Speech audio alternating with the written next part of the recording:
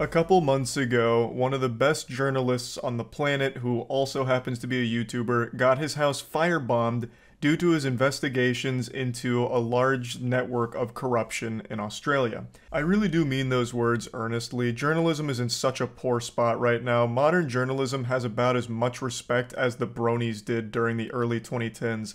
You remember that community of adults that used to jerk off to My Little Pony? In fact, I would argue that people have more respect for them than a lot of journalists these days, and rightfully so. It's an industry that thrives off of just feeding shit into the mouths of everyone that happens to come across their headlines. They're either writing meaningless articles, not focusing on anything important, writing blatant lies about shit, or just generating their own controversies to farm rage bait clicks from people just to drive traffic to their site.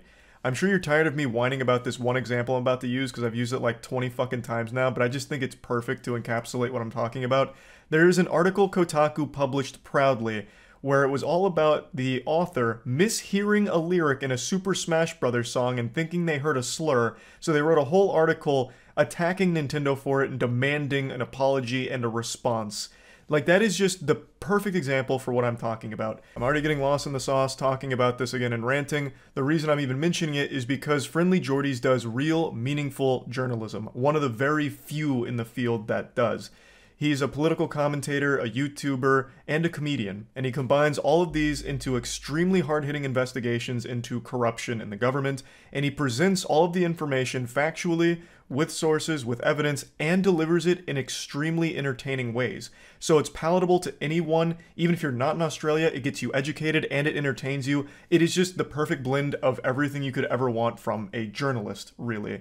And for all of his hard work, his life gets threatened. He is doing all of this at great personal risk to his own safety. His fucking house got firebombed, and the list of suspects that it could be is super long. He came back recently after a 2-month break on YouTube to update everyone on what's going on with that whole situation, and he laid out the entire timeline of events for all of the enemies he's made that could have been responsible for this firebomb attack on his house.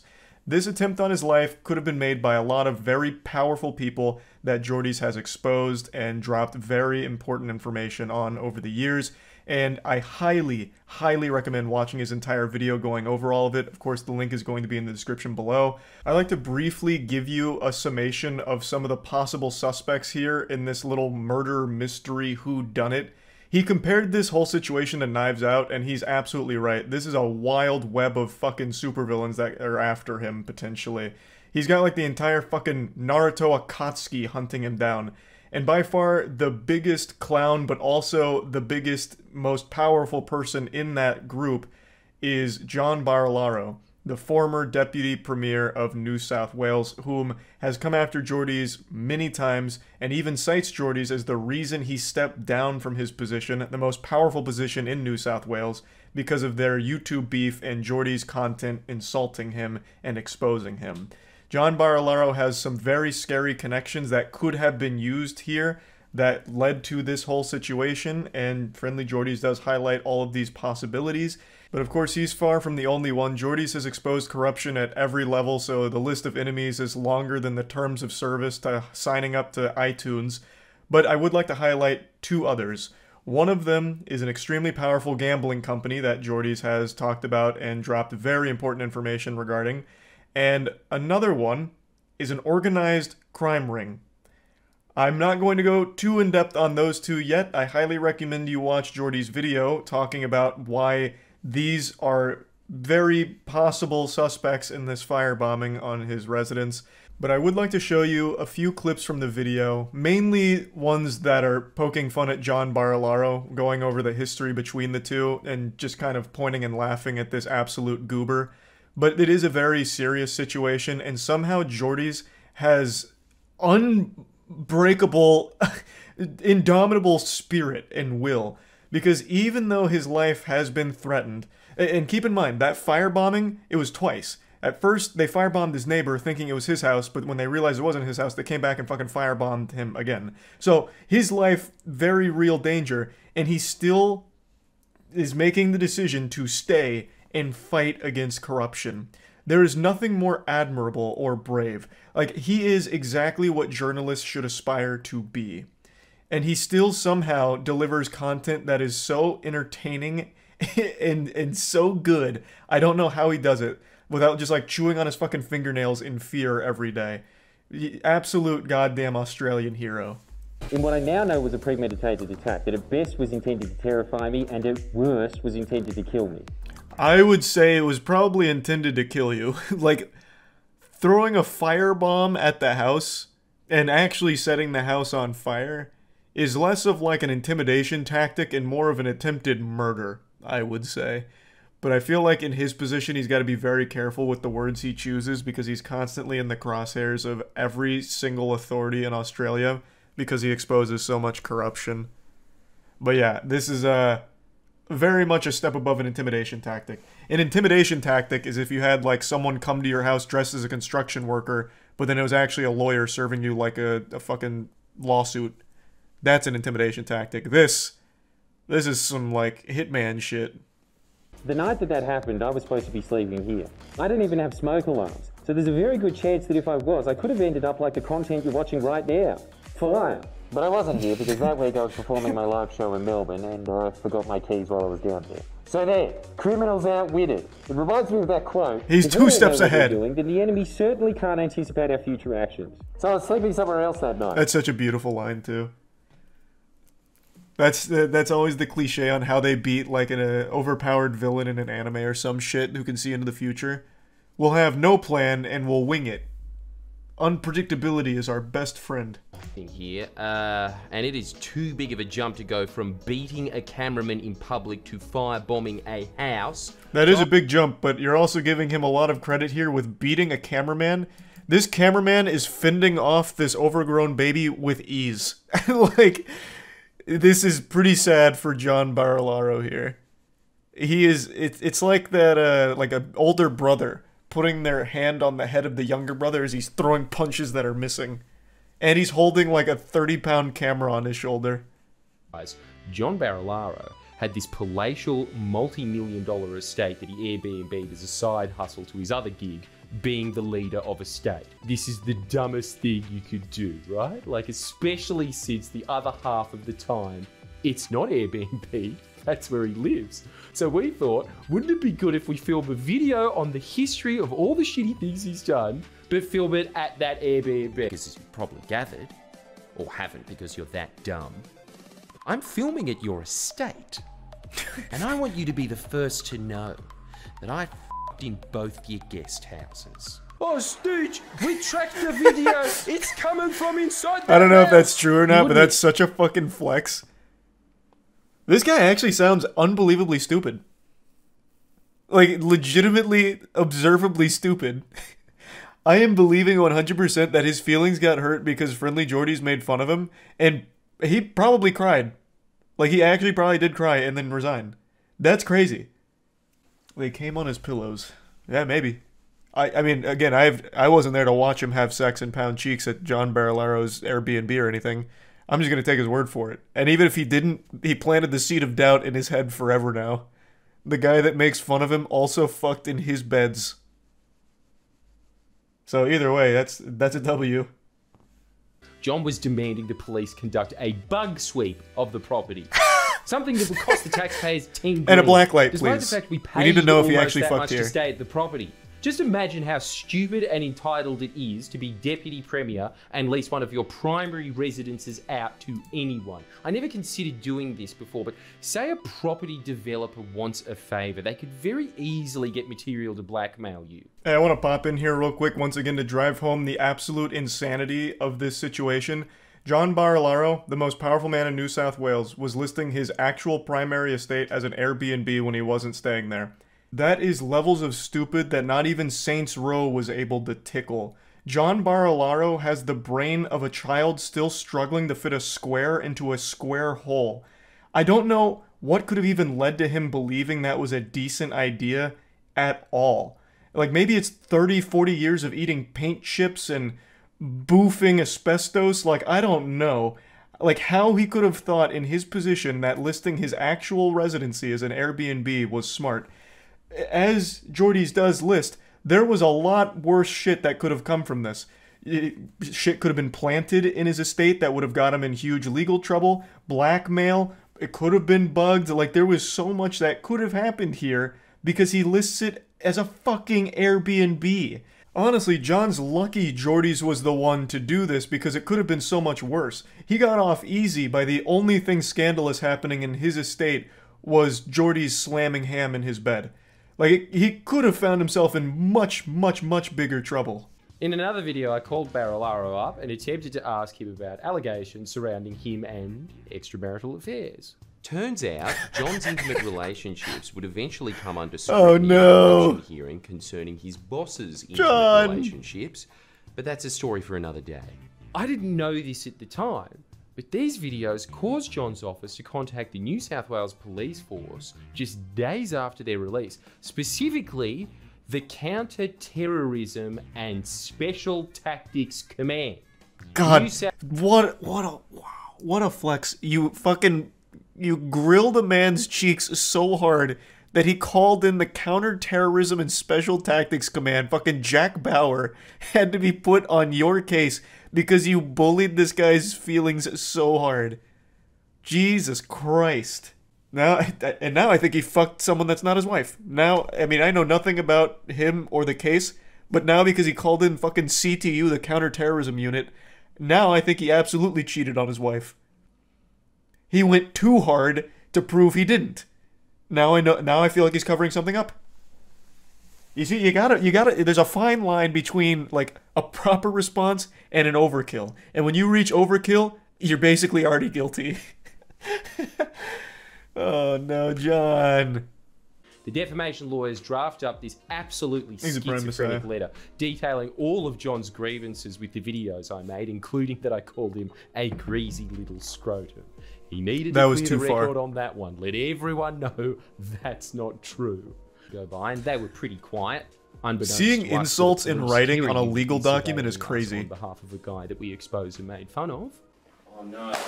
So we've been served. And what they gave us, in my honest opinion, is another whiny crock of shit. That was. Does not he only actually have to... riddled with- So he's been sued a million fucking times. Does he actually ever have to even defend himself, or does it get thrown out pretty quickly? Because this man has collected more lawsuits than I have Pokemon cards at this point. From the feelings he's hurt. Yeah, he's had to defend a few times. Okay. Because, like, I've seen the sheer number of them, and it is overwhelming.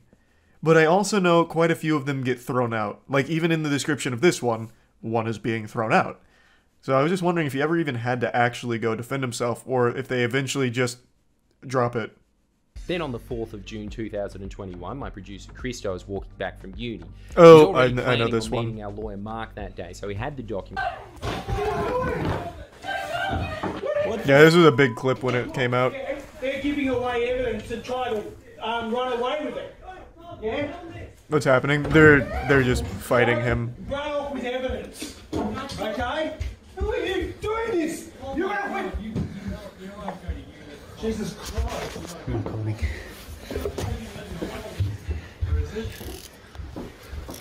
Film this. Make What sure the you don't film it. This is bizarre. This is not Australia. Yeah, it's Mark Davis. Christo was arrested by the Terror Police, specifically the Fixated Persons Unit, charged with 4 counts of stalking and intimidation. So we're now facing criminal charges and a defamation suit.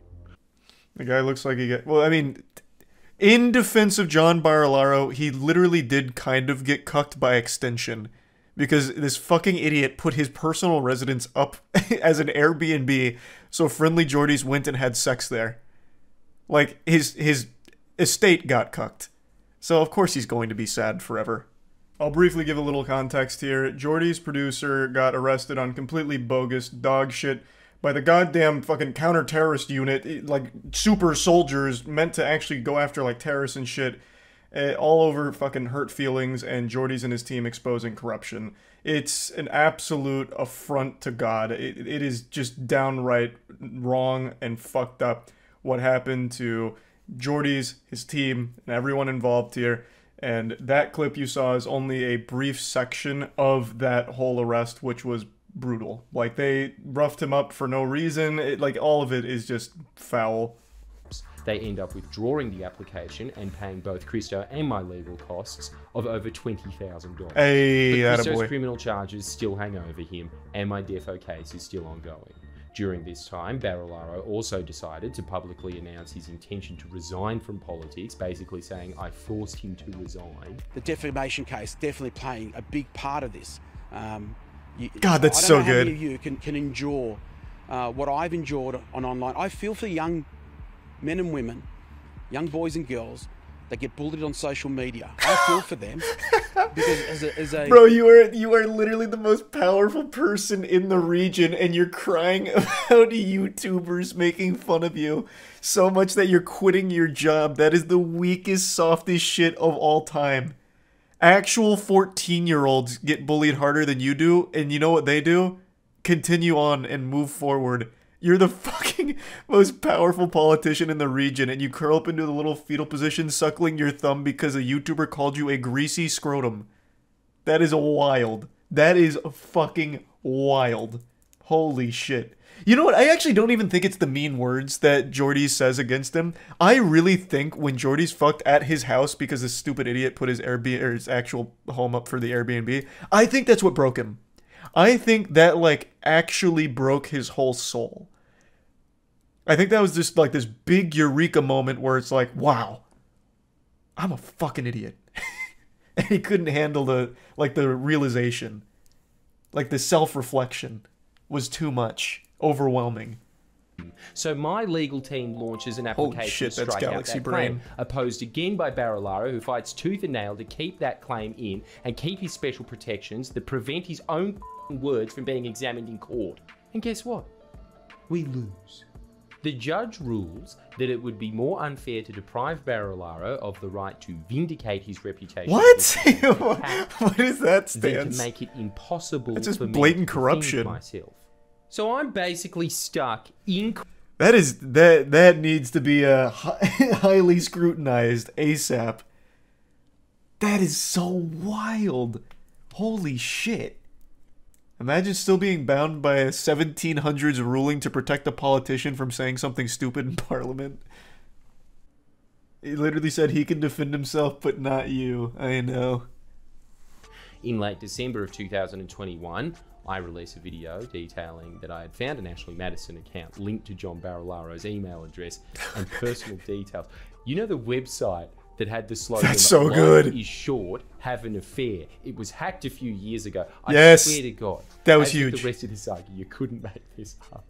That I can't wait for the reveal, but I just have to once again chime on that. With that Ashley Madison hack, I don't know how many of you remember that. That caused like actual hysteria for maybe like a week. Like on Facebook, like the old gentlemen, they were breaking down like, how could this have happened? The internet is a secure place. My life is ruined. I can't believe it. Like absolutely having this nuclear meltdown because all of their shit was now exposed. It was amazing. It was fucking amazing. Ashley Madison was a place where married men went for cheating on their wife or something. That was the whole shtick. That was the whole basis of the site. Him because when cameramen went to film him one night regarding this scandal, this happened.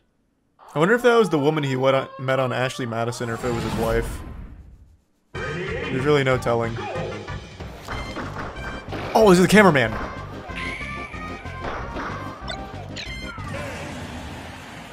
It was a Hey, long come on now. and Please. The cameraman wins this. John took the most damage. John was the one that hit the blast zone here. Cameraman's got 30 pounds of fucking iron on him. And he is still just manhandling John with one arm. couldn't work for a while, so we're now using our legal fund to pay for a legal action against John Barilaro on behalf of the camera. Let's go. Just a quick That's so update. good. Days ago, John's charges were dropped Oh. on the grounds of mental health. How? How is that an excuse? Wait, what? Does that work in Australia?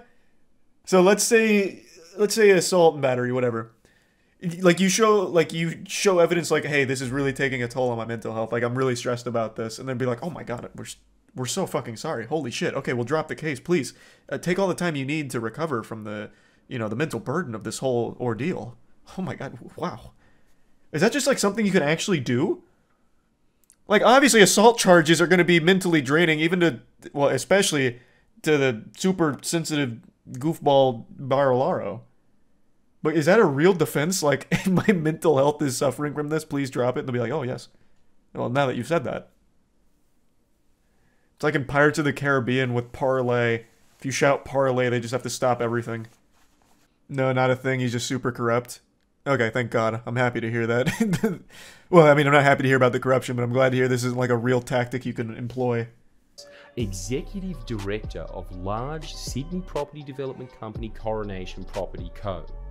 In August last year, we released an investigation into this developer, which detailed never before published links between them and one of the most violent crime organisations in all of Australian history, the Alameddine crime family, who are in no way suspects in the firebombing. No, not them. I'm sure they all have very credible alibis. Wow, that's we terrifying. That Andy DeHaas, the now former enough for Clubs New South Wales to bring a private prosecution against Troy and I. So now I've made even more enemies. The gambling lobby and anyone that would use them to launder money. And Clubs New South Wales rejected him. By the way, this came out on the same day John was saying in court that he was too mentally ill to face his assault charges, but well enough to run Clubs New South Wales, one of the most scrutinised jobs in the country right now. Well, the thing is, like, assault charges are a scary thing. That's like a mental ewy. Like, that's yucky. Like, that's, ooh, that doesn't make me feel good. But being in charge of a massive gambling company, that's a yippee kind of feeling. Like, that's two very different sides of, like, the mental spectrum here. So I can totally understand him not wanting to go to court to face the assault charges. That is very stressful. This is pleasure. This is fun. So I get it. I get it, John. To have me thrown in jail, the 7th richest man in Australia threatening to sue me, numerous other property developers and dodgy bears. I have a longer enemies list than Richard Nixon, so despite having my suspicions, I'm still not completely sure as to who done it. But enough of listing enemies, it's now time for my friends list. First of all, sorry to my neighbours and landlord, and future apology to whoever finds my corpse. It's going to be messy. I'm not going down without a fight. Big thank you, boy. That's like actually fucking terrifying. Like, he's making light of it, but the enemies that he has listed here are actually fucking horrifying. Like, I can't believe he's still staying in Australia, honestly. I really can't. So, for those that don't remember the situation, I'll quickly let you know. His house got firebombed, but it was actually the second attempt. So they initially firebombed his fucking neighbors, thinking it was his house. And then when they realized it wasn't his house that they fucking firebombed, they came back to try and finish the job. And like he mentioned, the house didn't even have smoke alarms, so like he literally probably would have just died if he was actually home at the time. Because it would have been when he was asleep. And the enemies he's listed here and their connections are very serious. I don't know how he's sitting here and being like okay about it and lucid. What a man's man. The problem as well is people who hear real journalism but don't like the message and reject it. See, like, I don't really subscribe to that belief, because if you look at some of, like, the real journalists that do great work like Jordy's, they are very well received by actual people, not politicians and not the elite. Like, that's how you know it's the sign of, like, good journalism. I never really see pushback when you're met with, like, a real journalist.